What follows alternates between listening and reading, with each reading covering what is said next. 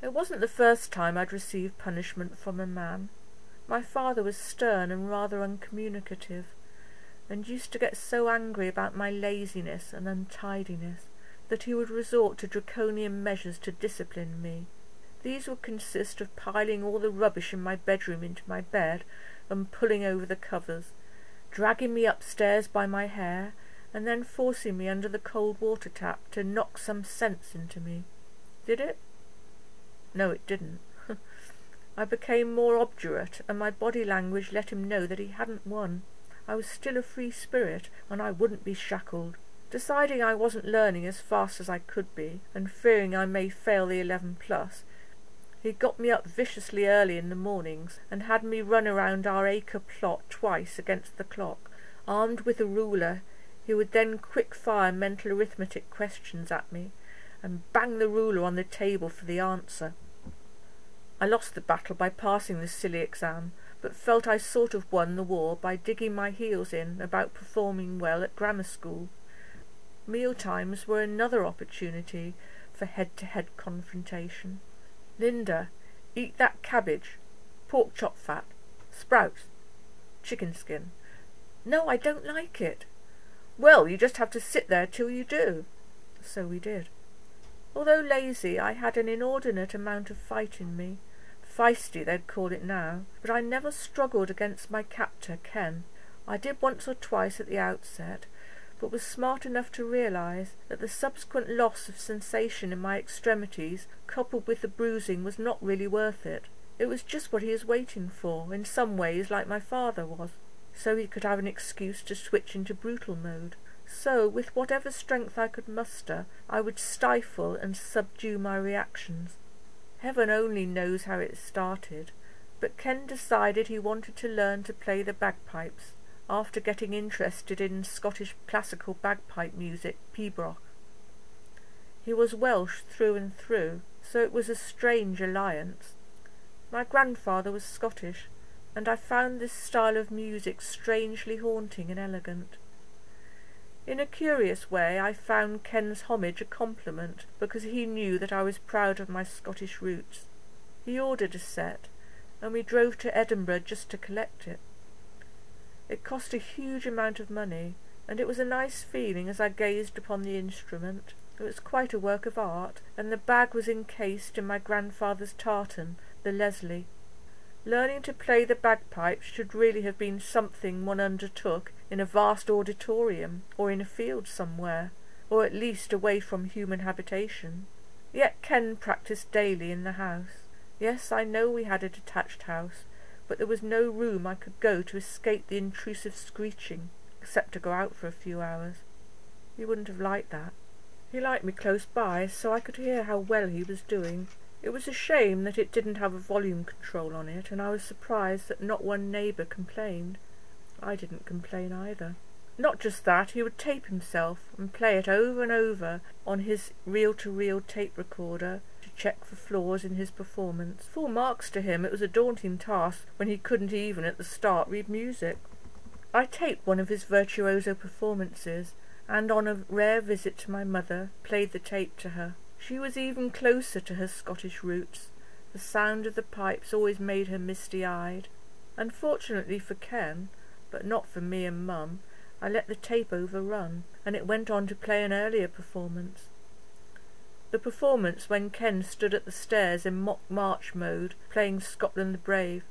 It started very well until he missed his footing 3 steps from the bottom, and the synchronised squashing of the bag and its forced exhalation squeezed the last remnants of the sound from the bass drone as its voice rose in pitch like an anguished tomcat, then trailed off amid Ken's mutterings and cursings.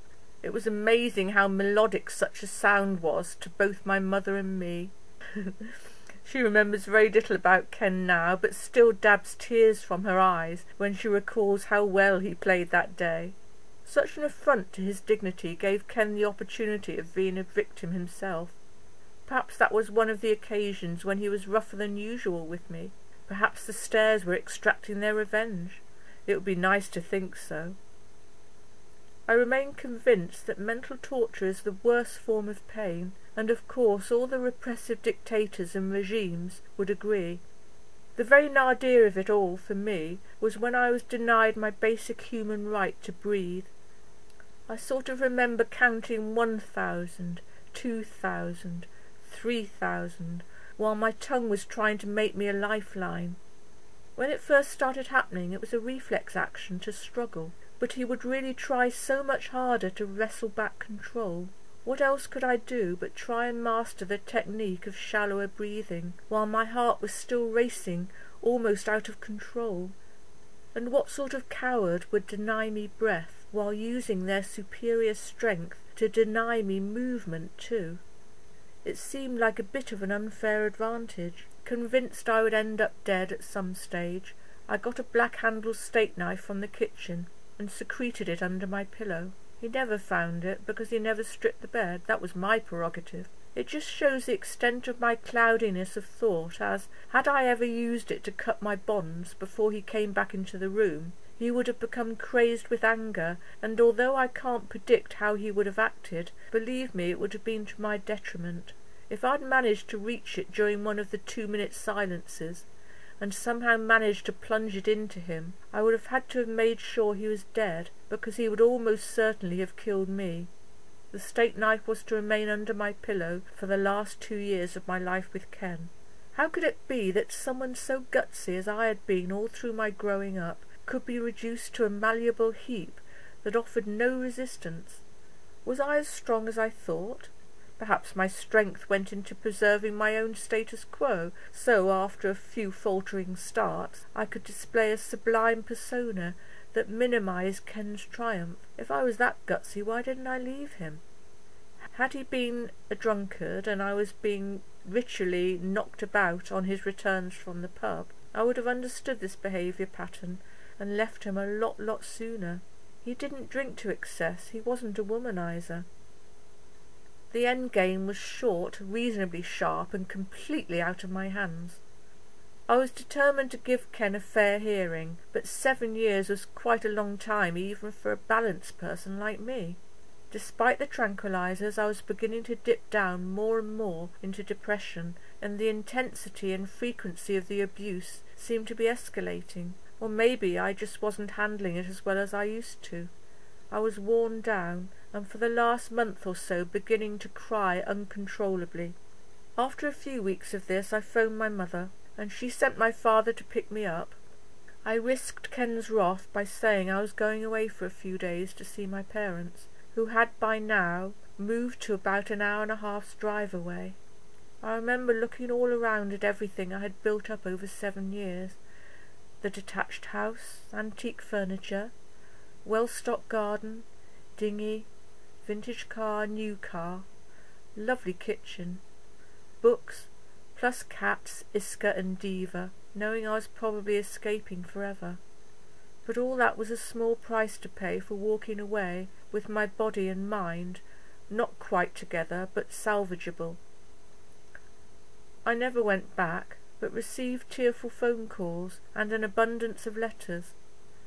I miss my home and the things that gave me the security of knowing I really belonged somewhere. I gave a full and frank testimonial to a solicitor to start divorce proceedings, but it was so horrific he, like the rest of them on the other side of the fence, looked at me in disbelief and obviously wondered why I had stayed so long. In the end, I allowed Ken to divorce me for a spurious adultery, as he begged me not to reveal all. I never saw anyone from that time again. A dilemma ensued afterwards. Do I tell on him to the authorities? Let those closest know the full story, or keep mum to save his family shame and pain? I chose the latter. Nobody knew why I escaped from Tabernacle Road on the 15th of March 1976. Perhaps they're still wondering. They may even read this story, or hear it. I don't do depression. Depression is something other people get, I used to say smugly, and yes, I had managed to maintain a reasonably stable lifestyle since that time. So, 30 years on, it took me a little by surprise, sitting in that caravan in the middle of a field, when I started experiencing snatched remembrances that I had thought were gone forever. I phoned my mother from the caravan and relayed some of the foregoing to her, saying I believed I was a little depressed at the moment. She said I must act quickly before it takes hold. Go to the doctor, get some Prozac. I said, no, Mum, I won't need that. I'm savouring the experience. When you start analysing from a dark position, you soon realise that there is nothing left of any substance, and you begin to surmise that you had built your whole being on something that may or may not even exist. Mum gave me a small piece of the jigsaw. She said she remembered clearly how I was when Dad brought me back from Bristol. I would tell her nothing about what had happened, and she remembers me sitting at the window, immobile, as she set out to go to the cash and carry. She had a pub. I didn't want to explain anything that could then allow her to influence me or any decisions I was about to make. I just wanted to gather my thoughts and get myself straight. I was still in the window when she returned, and I handed her a letter I had written Ken, asking her to read it, and saying that it would explain everything. She cried and gave me a cuddle. We never spoke again in any detail about it. So why did I allow myself to be Ken's victim, his whipping boy?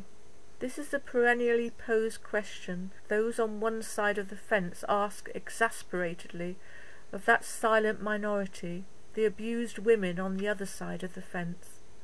I could say that 30 years ago it was not as easy for abused women. I think it was before the gallant Erin Pitsey somehow forced these hitherto not talked about issues into the open and started up the first hostel for battered women. It seems quite inexplicable to those who never have experienced such dehumanizing acts that we women can continue to exist amid such carnage while somehow managing to juggle emotions, jobs and families. Having had none, I couldn't even say that I was staying for the sake of the children. Or was it because I wanted sympathy, people to feel sorry for me and think of me as brave and strong? I don't think so, because it wasn't something I relayed to anyone. I was a bit ashamed.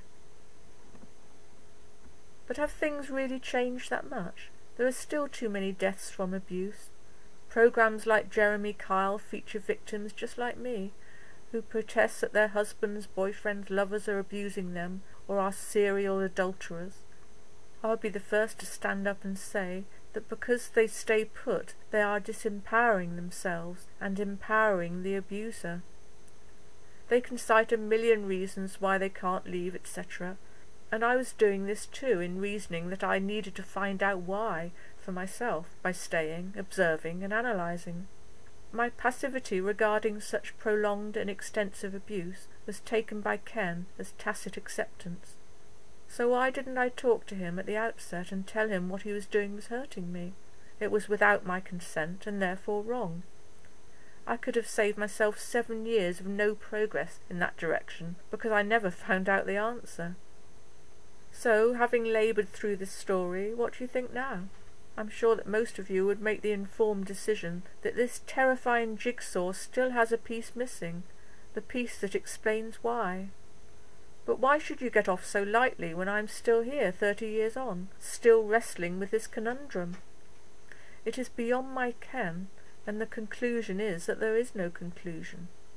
All I know is that I had a box labelled confidential that lay like a time bomb inside me. It was set to open after a significant period of safe time, rather like sensitive state papers. All it needed was the trigger to detonate it, and as much as my psyche resisted any sort of depression, once I had again reached rock bottom, it was set off at a timely moment. Although it didn't seem timely to me at the time, my horror at sitting down to write this story has abated. My headache lifted. Today will be the first true day of my life without Ken.